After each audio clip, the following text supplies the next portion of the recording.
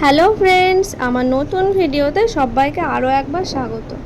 আজকে আমরা সকাল সকাল ঘুম থেকে উঠে সাজুগুজু করে পার হয়ে গেছি কুনু মানালির দিকে। তো এখন আমরা প্রায় পাণ্ডু ড্যামের অনেকটা কাছে চলে এসেছি। আর এই পাণ্ডু ড্যাম কিন্তু হিমাচল প্রদেশের মান্ডি জেলায় অবস্থিত। আর এটা বিপাশা বা বিয়াস নদীর উপর যে ড্যামটা দেওয়া আছে সেটাই হচ্ছে পাণ্ডু ড্যাম। আর এই বাঁধটা নির্মাণ করা হয়েছিল 1977 সালে। আর 76 মিটার উঁচু এই বাঁধ দেহর পাওয়ার হাউস জলবিদ্যুৎ উৎপাদনের জন্যই কিন্তু এটা তৈরি করা হয়েছিল। ড্যামটা দেখার জন্য কিন্তু কোনো রকম প্রবেশ মূল্য বা কোনো পয়সা লাগে না। আর সকাল 6টা থেকে সন্ধ্যা 6টা পর্যন্ত খোলাই থাকে। আর কুনু মানালি যাওয়ার পথে যে ন্যাশনাল হাইওয়ে NH-21 তার পাশেই কিন্তু অবস্থিত। তো আমরা অনেকবার বলেছিলাম যে পৌঁছানোর আগে পাশে একটু দাঁড়াতে, যেহেতু আমাদের পার্সোনাল গাড়ি বুক করা ছিল। তো তিনি কিন্তু দাঁড়ায়নি, ঠিক জায়গাতে গিয়েই দাঁড়িয়েছে। এই পাওয়ার হাউসটার স্থাপিত ক্ষমতা হচ্ছে 770 মেগাওয়াট। আর এই ব্যবস্থা বিয়াস নদীর উপর 256 কিউমেক বা 9000 কিউসেক জলের জন্যই করা হয়। আর এই সমস্ত জল কিন্তু শতদ্রু নদীতে নিষ্কাশন করা হয়। আমরা পৌঁছানোর পর এখানে যে বাঁধটা ছিল, তো এখন যেহেতু বর্ষাকাল না, তো অনেকটাই কিন্তু ফাঁকা ছিল। ভীষণ যে জল ছিল তা কিন্তু নয়। আর এরা পাশের যে পাইন গাছ আর এখানকার যে হ্রদ নীল কালারের, তো সেটা কিন্তু ছিল অসম্ভব সুন্দর।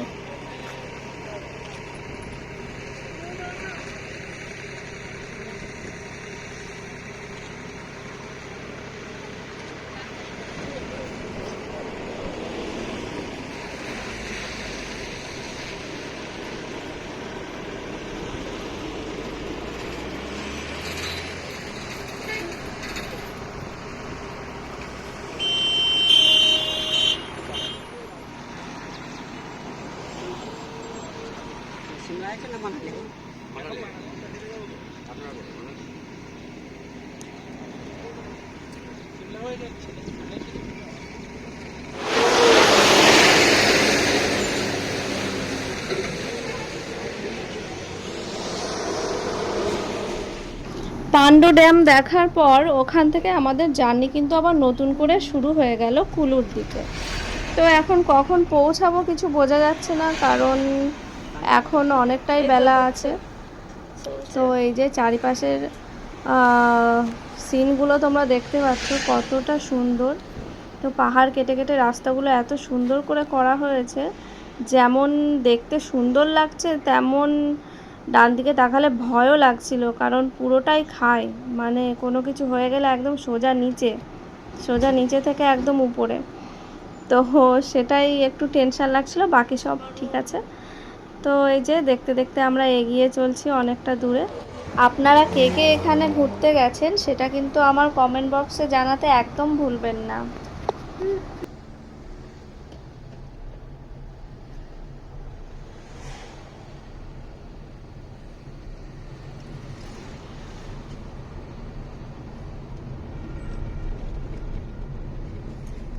রাস্তা দিয়ে যেতে যেতে ডান দিকে এই যে সাদা কালারের মন্দিরটা দেখছেন, এটা কিন্তু হচ্ছে মাতাজির মন্দির। তো এই রাস্তা দিয়ে যে সমস্ত গাড়ি যাতায়াত করে সবাই কিন্তু এই মন্দিরটার সামনে দাঁড়ায় আর মাতাজিকে প্রণাম করার পর তারপর আবার রওনা দেয়। তো আমরাও সেই মতো সেই মন্দিরটায় গেলাম, প্রণাম করলাম এবং তারপরে আবার আমরা রওনা দিলাম কুনুল উদ্দেশ্যে। তো এখানে দেখুন না কত সুন্দর দেখা যাচ্ছে রাস্তাগুলো, সাইড সিনগুলো কত সুন্দর লাগছে। তো এখন কখন যে কুলুতে পৌঁছাবো সেটা তো কোনো ঠিক নেই। আমি এই ভিডিওটায় বেশি এডিটিং করিনি, মানে শর্ট করিনি, লংই রেখেছি, কারণ ড্রাইভার দাদা আমাদেরকে বলছিল যে এখানে প্রচুর টানেল তৈরি হচ্ছে, যেটা আমরাও দেখলাম যে প্রচুর টানেল তৈরি হচ্ছে। মানে আমরা যেতে যেতেই প্রায় অনেকটা হাফের বেশি কমপ্লিট হয়ে গেছে, কিছুদিন পর হয়তো কমপ্লিট হয়েও যাবে, 2-4 বছর পর। তখন কিন্তু এই সমস্ত রাস্তা দিয়ে আর গাড়ি যাবে না, আর তো শর্টকাট হয়ে যাবে। তো এই সমস্ত দৃশ্য, এই সমস্ত সাইড সিনগুলো কিন্তু দেখাই যাবে না। তো তখন হয়তো রাস্তাটা অনেক শর্ট হয়ে যাবে, যে তাড়াতাড়ি পৌঁছানো যাবে, কিন্তু এই যে মনোরম প্রকৃতি, এই যে দৃশ্য, সেগুলো কিন্তু আমরা মিস করব। তো তার জন্য ভাবলাম ভিডিওটা যতক্ষণ আছে সেটা থেকেই যাক। তো দেখুন আশেপাশে কত সুন্দর লাগছে দেখতে।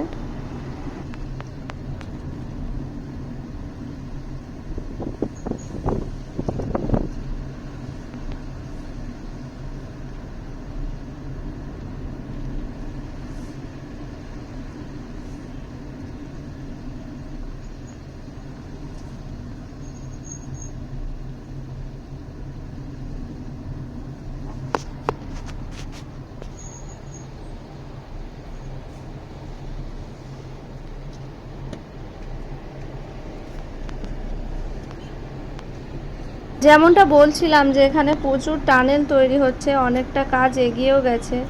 তো দেখুন এই যে কতটা শর্টকাট হিসাবে টানেল তৈরি হচ্ছে, তখন এই সমস্ত রাস্তা বন্ধই হয়ে যাবে, ডাইরেক্ট টানেল দিয়েই যাওয়া যাবে, তো সময়ও কম লাগবে। তো এরকম বহু টানেল কিন্তু তৈরি হয়ে যাচ্ছে, যার জন্য পরবর্তীকালে এই সমস্ত সিন, দৃশ্য, মনোরম প্রকৃতি, এই সমস্ত কিছুই আমরা আশা করি দেখতে পাবো না।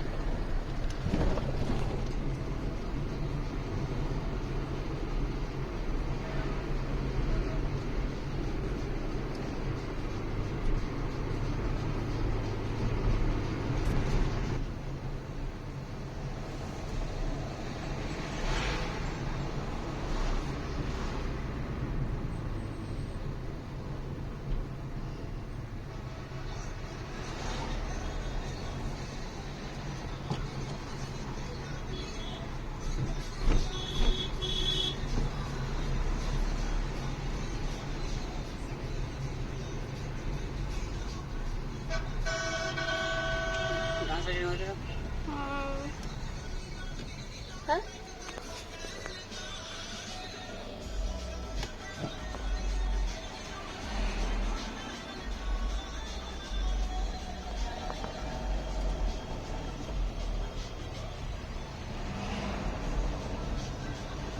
ওই নদীটাই না?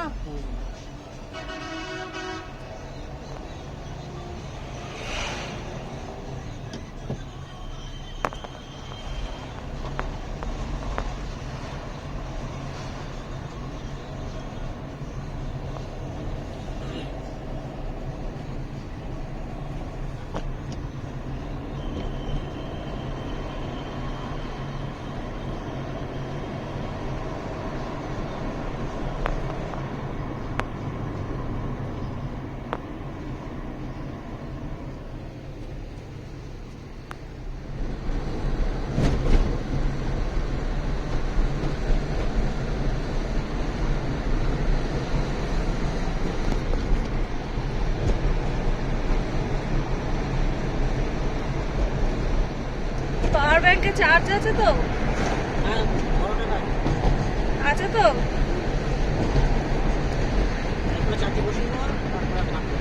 ঠিক আছে।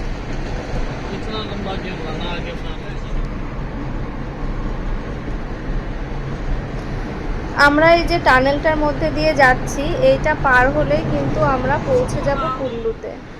তো এখন মোটামুটি বিকাল হয়ে গেছে, আর দেখুন কত সুন্দর লাগছে দৃশ্যটা। সামনে পাহাড়ের উপর আলো পড়েছে, দেখতে বেশ অসাধারণ লাগছে।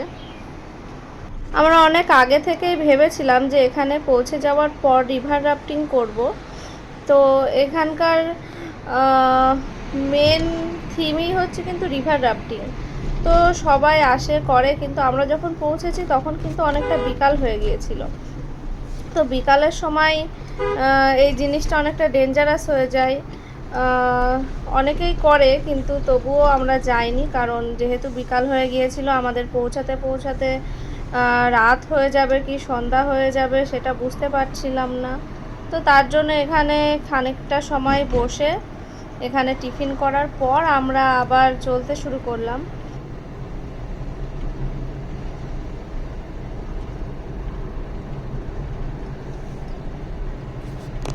রিভার রাফটিং আমরা করিনি ঠিকই, কিন্তু একটু জিজ্ঞাসা করছিলাম এখানে রেট কেমন বা কত টাকা লাগে। তো এখানে পার হেড 2000 থেকে 2500 টাকা মতন করে নেয়। তো এখানে দাম দরও চলে। আমরা লাস্টে দাম দর করে বলেছিল দুজনকে 2000 টাকা নেবে। তো আপনারা যখন যাবেন তখন কিন্তু অবশ্যই দাম দর করে নেবেন। আর যেহেতু আমরা একদম বিকালের টাইমে পৌঁছেছিলাম, তো তার জন্য জিনিসটা আরও কমে এসেছিলো। কিন্তু আপনারা গেলে কিন্তু অবশ্যই দাম দর করে নেবেন। আর এই যে যাওয়ার সময় আশেপাশের পাহাড়ের উপর যে বিকালের সূর্যের লাল আলোর ছটা সেটা পড়েছে, এত সুন্দর লাগছিল, গোধূলির আলো যেটাকে বলা হয়। তো পাহাড়ে এই সমস্ত জিনিসগুলো যেন আরও সুন্দর হয়ে ওঠে। আমাদের সমতলে একরকমের আমরা দেখি অবশ্য, কিন্তু পাহাড় পর্বতে যখন পাহাড়ের গায়ে সেই আলো পড়ে তখন কিন্তু খুবই সুন্দর লাগে দেখতে। তো ড্রাইভার দাদাকে জিজ্ঞাসা করছিলাম যে এখানে আরও কি কি দেখার জিনিস আছে। তো উনি এটাই বললেন যে এখানে দেখার জিনিস বিশেষ কিছু নেই, এই যে প্রাকৃতিক দৃশ্য দেখতে দেখতে যাচ্ছেন এগুলোই। আর এরপর আমরা পৌঁছাবো মণিকরণ। তো মণিকরণ পৌঁছাতে যে রাত হয়ে যাবে না সন্ধ্যা হয়ে যাবে সেটাই আমরা বুঝতে পারছি না। যদি রাত হয়ে যায় তাহলে ওখানে আমরা একটা নাইট স্টে করে পরের দিন সকালে আবার বার হব। তো এখন দেখা যাক কি হয়। তো এই যে আবার আমরা চলতে শুরু করে দিলাম। আমাদের মণিকরণ পৌঁছাতে কিন্তু সন্ধ্যায় হয়ে গেছে। তো রাত্রি এখানেই থাকবো কোনো হোটেল নিয়ে, আর সকালে এখান থেকে আবার বার হব।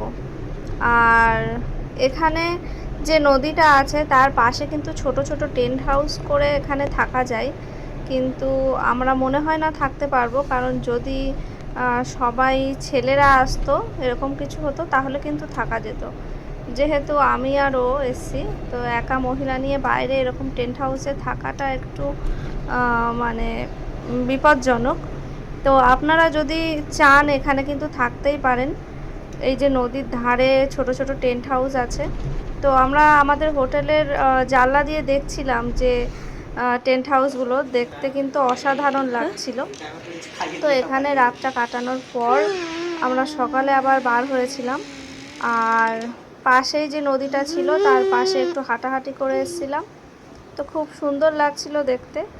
তো আজকের মতন বন্ধুরা গুড নাইট। পরের দিন সকালবেলা দেখা হবে আবার।